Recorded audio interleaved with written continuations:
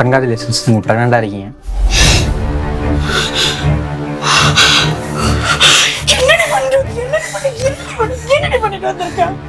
ஏம்மா என்னாச்சு, ஏன் அடிக்கிறீங்க? அவளுக்கு நேத்து தான் டாக்டர் கல்யாணம் ஆச்சு.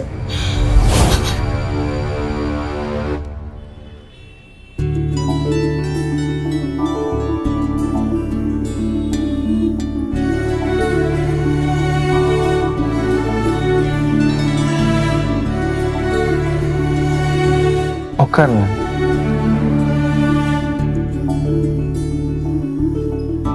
நினைச்சு கூட பார்க்கலங்க இப்படி இங்க உங்க கூட உட்காந்துருப்பேன்னு. எங்க வீட்டுல வந்து கேட்டதும் உடனே ஓகே சொல்லிட்டியா? என்ன உனக்கு முன்னாடியே பிடிச்சிருந்துச்சா? மித்ரா மித்ரா, இல்ல நான் பேசிட்டே இருக்கேன், நீங்க அமைதியாவே இருக்கீங்க. இல்ல நான் கவனிக்கல. இல்ல அது வீட்ல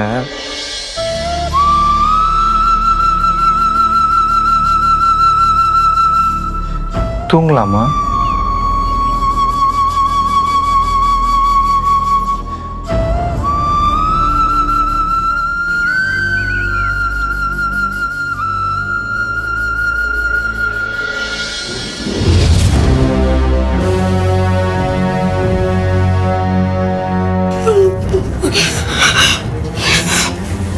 டாக்டர் திரும்ப ஒரு தடவை செக் பண்ணலாங்களா?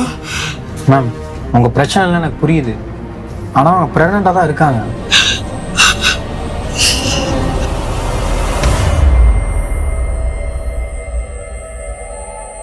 என்னம்மா என்ன இதெல்லாம்? கல்யாணத்துக்கு முன்னாடியே எவனோட பிள்ளையோ வயித்துல வாங்கிட்டு கொஞ்சம் கூட கூச்சமே இல்லாம என் தம்பி பக்கத்துல உட்கார்ந்து கழுத்துல தாலிய வாங்கியிருக்காள்ல. என்ன லட்சத்துல பிள்ளைய வளர்த்து வச்சிருக்கீங்க? கொஞ்சம் கூட அசிங்கமா இல்லையா உங்களுக்கு? நல்ல வேலை இப்பவே எங்களுக்கு விஷயம் தெரிஞ்சது. இல்லைன்னா ஊரா விட்டு பிள்ளைக்கு என் தம்பி அப்பனாக்கி இருப்பீங்கல்ல. சி, இன்னும் என்ன உங்ககிட்ட பேசிட்டு இருக்க? முதல்ல அவங்களை வெளியே போக சொல்லு. இவங்களை அறுத்து விட்டு வேற வேலையை பார்ப்போம்.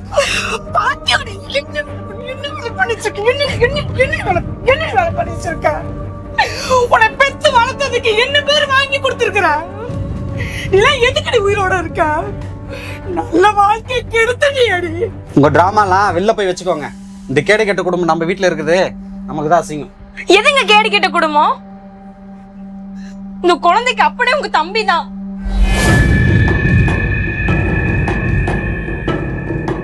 அவருதான் கல்யாணம் ஆக போகுதுல, அப்புறம் என்னன்னு கேட்டாரு. நானும் சரி சொல்லிட்டேன். எதா இருந்தாலும் உங்க தம்பி கிட்ட கேளுங்க. டேய், அவன் சொல்றதெல்லாம் உண்மையாடா? அவன் பேசாம இருக்கும் போதே தெரியல இவன் தான் எல்லாத்துக்கும் காரணம்னு. இவங்களை கேடு கெட்ட குடும்பம்னு நினைச்சோம், ஆனா உன் தம்பி தாண்டி கேடு கட்டவன். இந்த வீட்டுல இருக்கிறது எனக்கு அசிங்கமா இருக்கு.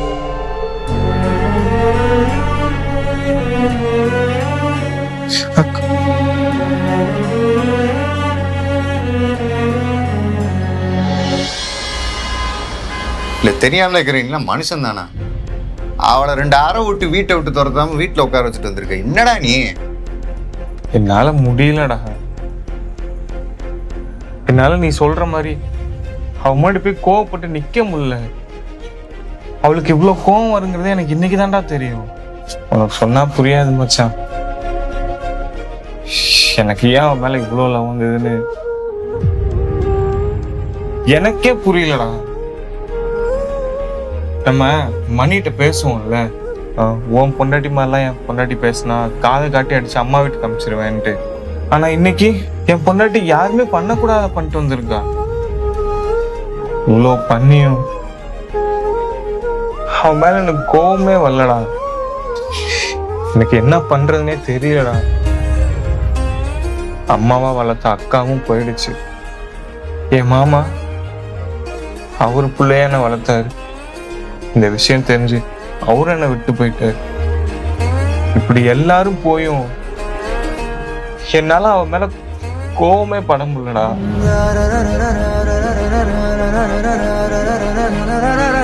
அழுகதாண்டா வருது.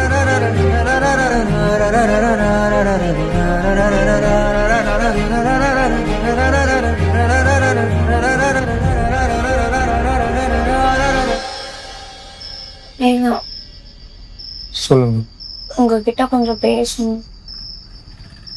சொல்லுங்க. நீங்க வந்து உட்காருங்க.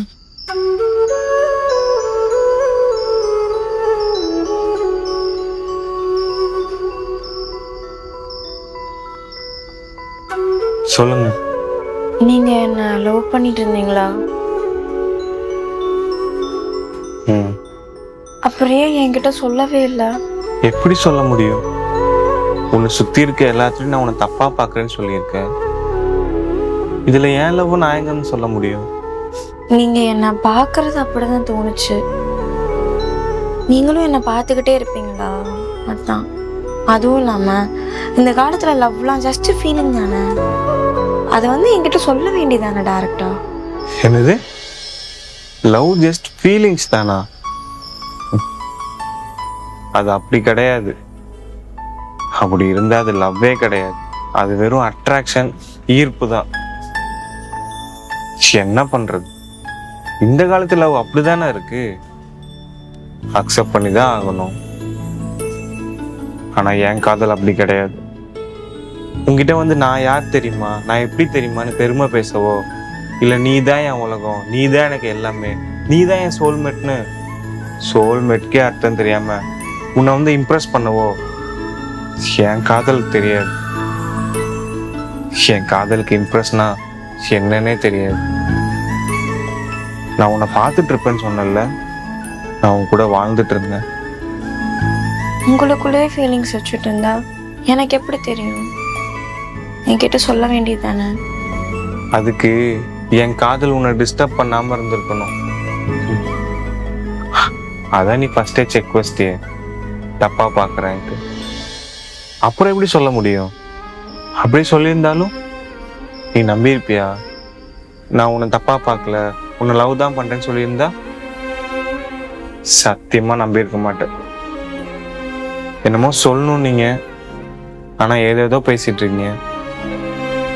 என்னன்னு சொல்லுங்க. இல்ல, நீங்க என் மேல கோவமா இருப்பீங்க, அதான் சாரி கேட்கலான்னு. வேணா, போதும். நீ என்கிட்ட கொஞ்ச நேரம் பேசினதுக்கே நீ எனக்கும் என் குடும்பத்துக்கும் பண்ண துரோகத்தை நான் கொஞ்ச நேரம் மறந்தே போயிட்டேன். இதுல நீ என்கிட்ட நல்லா பேசி மொத்தமா மன்னிப்பு கேட்டேன்னு வையேன், உன்னை மன்னிச்சு நானும் ஏத்துக்கிட்டு நாளைக்கு பிறக்க போற குழந்தைக்கு நான் தான் உட்காந்து ஆய் கழுவிட்டு இருப்பேன். யாருக்கு தெரியும்? அண்ணாலும் பண்ணுவேன். லவ் பண்ணி தொலைச்சிட்டானே. என்னால உன்னை வெறுக்க முடியல. ட்ரை பண்றேன், ஆனா முடியல.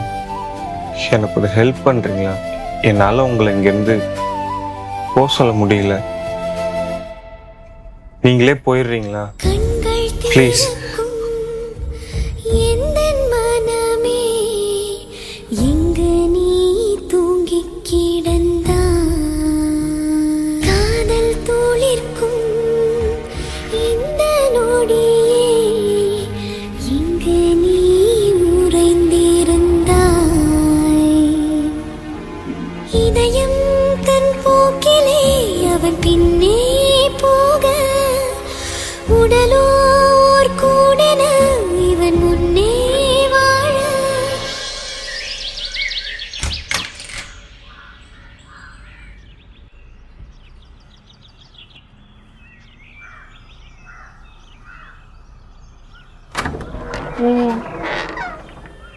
நான் இன்னைக்கு ஊருக்கு கிளம்புறேன்.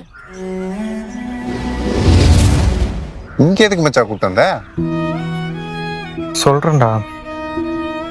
ஏன் மச்சான், நமக்கு ரொம்ப பிடிச்சவங்களுக்கு ஒரு துரோகத்தை ஈஸியா பண்ணிடுறோம். ஆனா அது அவங்களுக்கு தெரிய வரும்போது எப்படி வலிக்குங்கிறத மறந்து வர்றோம்ல. போறதுக்கு முன்னாடி நான் உங்ககிட்ட ஒரு உண்மையை சொல்லணும், சொல்லிட்டு போயிடுறேன்.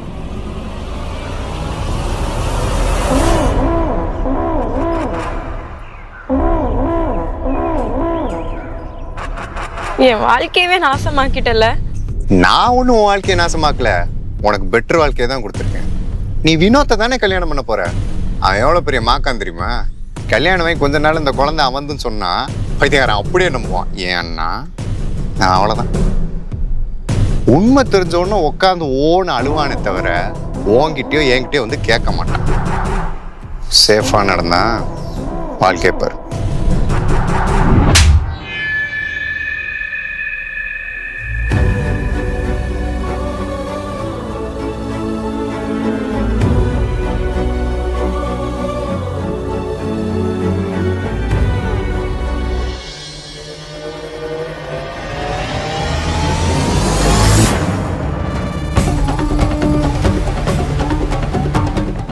கல்யாணம் ஆன உடனே உங்களுக்கு உண்மை தெரியும் நான் எதிர்பார்க்கவே இல்லைங்க. எனக்கு என்ன பண்றேன்னு தெரியல. நானும் உங்களை யூஸ் பண்ணிக்கிட்டேன். இந்த கடவுள் இருக்கார்ல, எல்லா தப்புக்கும் ஒரு தண்டனை வச்சிருக்காரு. அதான்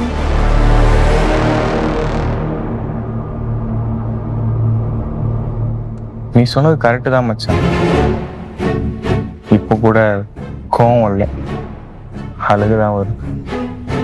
ஆனா நீ சொன்னது 100% கரெக்டு மச்சான். துரோகங்கிறது நம்ம ஒருத்தர் மேல கண்மூடித்தனமா வைக்கிற நம்பிக்கை தான். ஒத்துக்கிறோம், தப்பு எங்க மேலதான். அதுக்கு நீங்க சொல்றதெல்லாம் கரெக்ட் ஆகாது. அழுகுறவங்க எல்லாம் கோலைன்னு எவன்டா சொன்னது?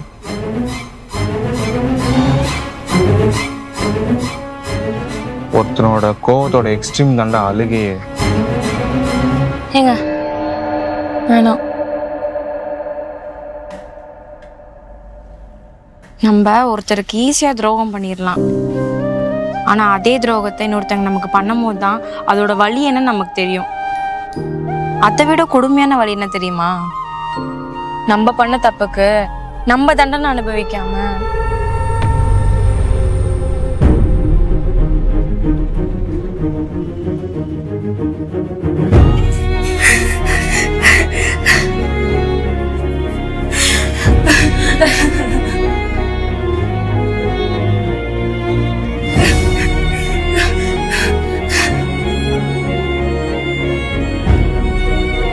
நமக்கானவங்களும் அனுபவிக்கிறாங்க தெரியுமா? அதுதான் சத்தியமா சொல்றேங்க. இந்த குழந்தை கலைஞ்சது எனக்கு எவ்வளவு சந்தோஷமா இருந்துச்சுன்னு தெரியுமா? லவ்வுக்கும் லஸ்ட்டுக்கும் வித்தியாசம் தெரியாம நாங்கெல்லாம் எவ்வளவு ஆட்டம் ஆடிட்டோம். எங்களை மாதிரி ஆளுங்கனாலதான் இந்த உலகத்துக்கு ஒரு உயிரை கொண்டு வர வேலையே கெட்ட வார்த்தையாயிருச்சு. உங்க லவ்வுக்குலாம் நான் ஒர்த்தே இல்லைங்க. நான் கிளம்பிடுறேன். போறதுக்கு முன்னாடி என்ன ஒருத்தர் எவ்வளவு லவ் பண்ணிருக்காருன்னு கேட்டு தெரிஞ்சுக்கணும்னு ஒரு ஆசை. அதான் நேத்து நான் கேட்டேன்.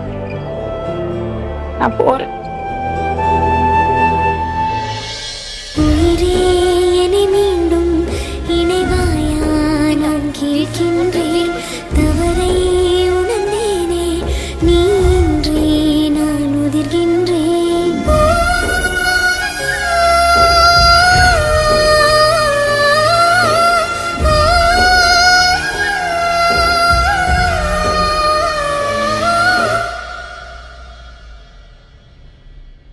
நான் கிளம்பிட்டேங்க. ஒரு நிமிஷம். என் லவ்வுக்கு நீ ஒர்த்து இல்லைன்னு சொன்னல. எனக்கு இவ்வளவு லவ் வந்ததே உன்னாலதான்டி. நீ என்கிட்ட அப்பவே வந்து எல்லாத்தையும் சொல்லியிருந்தேன்னா நான் அப்பவே உன்னை ஏத்துட்டு இருந்திருப்பேன். அந்த குழந்தையோட. ஆனா நீ என்கிட்ட எதுவுமே சொல்லலையே. பிடிச்சவங்க தப்பு பண்ணா கோவப்படலாம், சண்டை போடலாம், ஏன் பேசாம கூட இருந்துடலாம். ஆனா விட்டுட்டு போக கூடாது. பிடிச்சவங்க பண்ற தப்பை விட பிடிச்சவங்க ரொம்ப முக்கியம்டி. விட்டு போயிட மாட்டேன்ல.